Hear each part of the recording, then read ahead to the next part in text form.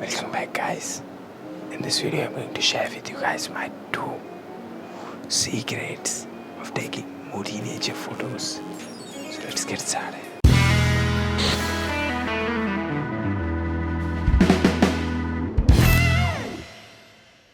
तो यार जैसे तो मैं ये वीडियो बनाने वाला था बाहर जाके एकदम तुम लोग अच्छे से समझा कर, but Covid second wave and lockdown, but कोई नहीं, एक फ़ोटो के लिए अपनी जान भी तो नहीं दे सकते हैं। तो ये जो सीक्रेट मैं बताने वाला हूँ वो एकदम भी लाइक सीक्रेट नहीं है, मैंने ऐसा रिवील किया है वीडियोस में बट मैंने खुद से बोला नहीं हूँ। तो अगर किसी ने लाइक ऐसा पकड़ा होगा तो पकड़ लिया होगा, बट मैंने कभी लाइक ऐसा बताया नहीं है किसी को कि क्या क्या मैं यूज़ करता हूँ शूट करने के लिए नेचर फोटोज़ में। So guys, secret number 1 is time, या फिर आप कह सकते हो वेदर। क्योंकि अगर आपने मेरी नेचर फोटोग्राफी वाली वीडियोस देखी होगी तो मैं ऐसे ही वेदर में नेचर फोटोग्राफी करने जाता हूँ जब स्काई क्लाउडी होता है और लाइक हल्की हल्की बारिश होती है और साथ में फॉग रहता है, क्योंकि मुझे लगता है कि वही एक बेस्ट वेदर है नेचर फोटोग्राफी करने की। क्लाउडी स्काई की वजह से एकदम जो शेडोज़ और हाईलाइट्स रहती है वो सॉफ्ट रहती है, और जब बारिश होती है तो एकदम जो इन्वायरमेंट रहता है वो पूरा क्लियर रहता है, एकदम अच्छे से लाइक कॉन्ट्रास्टी दिखता है एकदम।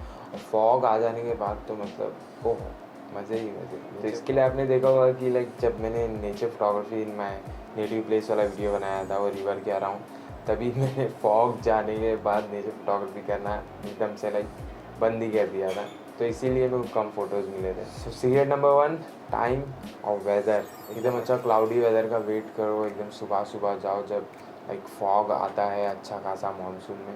अब ये सीक्रेट्स मैं इसके लिए शेयर कर रहा हूँ क्योंकि मानसून अभी आ चुका है और लाइक बारिश होना स्टार्ट हो गई है, तो आपको वैसे वेदर्स मिलने लगेंगे इसीलिए। नाउ सीक्रेट नंबर 2, जिस भी टाइम मैं नेचर फोटोग्राफी करने जाता हूँ बाहर, मैं हर बार एक पोलराइजिंग फ़िल्टर यूज़ करता हूँ। पोलराइजिंग फ़िल्टर एक सर्कुलर फ़िल्टर रहता है, सर्कुलर भी आता है और लाइक स्क्वायर शेप में भी आता है, बट सर्कुलर बहुत ज़्यादा इजी रहता है यूज़ करना, क्योंकि वो एक साइड से आपके लेंस पे माउंट होता है और एक साइड से रोटेटेबल रहता है उसका एक पार्ट, जिसको आप घुमाते हो तो जो स्ट्रेंथ रहती है पोलराइजेशन की वो कम ज़्यादा होती है।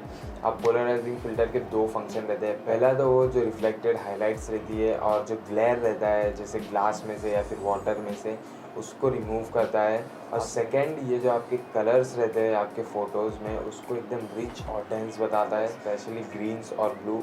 इसके लिए मैं लाइक जब भी नेचर फोटोग्राफी करने जाता हूँ, लाइक मानसून की बात कर रहा हूँ मैं, जब भी सब जगह ग्रीनरी रहती है, इसीलिए मैं एक पोलराइज़र यूज़ करता हूँ, जो कि मेरे को एक पहले से एकदम अच्छा कॉन्ट्रास्टी इमेज मिल जाता है, जिन फ़ोटोज़ को एडिट करने के बाद बहुत ही ज़्यादा अच्छे मूडी रिजल्ट्स मिलते हैं। मैं अमेज़ॉन बेसिक्स का पोलराइज़र यूज़ करता हूँ। मेरे पास एक किट लेंस है तो उस पर ही मैं लाइक वो पोलराइज़र यूज़ करता हूँ, तो मैंने बस 58 mm वाला ही लिया। अगर आपको अलग अलग लेंस पे यूज़ करना है तो मैं रिकमेंड करूँगा कि आप बड़ा वाला पोलराइज़र ले लो और साथ में स्टेपिंग रिंग्स ले लो, जो आपको हेल्प करेंगे लाइक अलग अलग साइजेस के लेंसेज पर माउंट करने के लिए आपके polariser. So guys, this are my 2 secrets for taking nature photos.